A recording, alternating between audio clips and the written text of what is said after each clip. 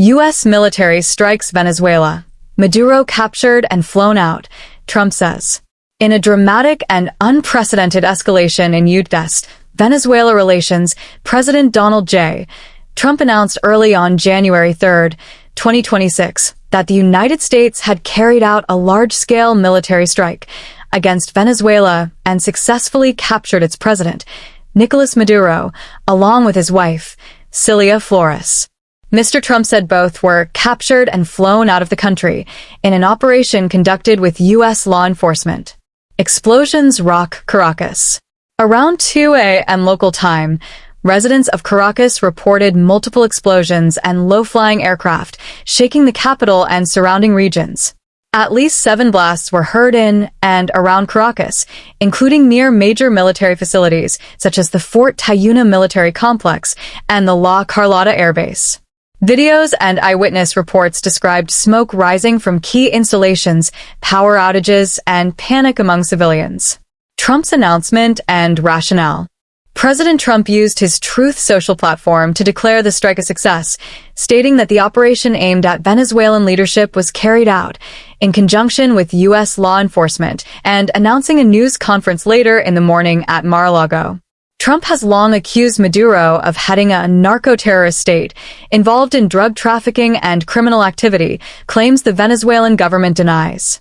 U.S. officials, including Secretary of State Marco Rubio and other aides, have reiterated that Maduro would face criminal charges in the United States, where he was previously indicted on narco-terrorism allegations. Venezuelan government's response. The government of Venezuela vehemently condemned the strikes as military aggression and a flagrant violation of international law and sovereignty. Caracas declared a state of emergency, mobilized defense operations, and called on all Venezuelans to reject what it labeled an imperialist attack. Officials said the strikes hit civilian and military sites across the capital and neighboring states of Miranda, Aragua, and La Guaira. Vice President Delcy Rodriguez demanded proof of life for Maduro and his wife, stating that their current whereabouts and well-being were unknown. Under Venezuelan law, the vice president would assume leadership in Maduro's absence, though there was no immediate confirmation of any transfer of power. International reactions and legal questions. Global reactions were swift and deeply divided. Countries such as Cuba and Russia condemned the U.S. action as an infringement on Venezuelan sovereignty, with calls for international responses.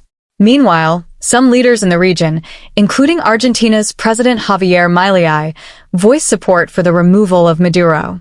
Experts and lawmakers raised serious questions about the legality of the strikes, particularly regarding congressional authorization for military force and compliance with international law. Critics noted that previous U.S. actions, including months of strikes on vessels at sea, the seizure of Venezuelan oil tankers, and drone strikes on alleged drug trafficking facilities, had already pushed tensions to a boiling point. Context. Build up to the strike. Over the past months, the U.S. significantly increased its military presence in the Caribbean, deploying thousands of troops, aircraft, and naval assets. The Pentagon has conducted operations targeting boats it alleges were transporting drugs, actions that have drawn scrutiny and accusations of extrajudicial killings. U.S. forces also conducted a drone strike on a port facility linked to drug gangs, marking an escalation of direct action on Venezuelan soil. Current situation on the ground. At the time of reporting, parts of Caracas remained without power, and social media footage showed scenes of chaos, smoke, and military movements. U.S. commercial flights were banned from Venezuelan airspace due to ongoing military activity. American citizens in the country were warned to shelter in place. What's next? President Trump's scheduled news conference is expected to offer further details on the operation and intentions going forward. The situation remains fluid, with the possibility of further diplomatic fallout, legal challenges, and regional instability as governments and international organizations react to the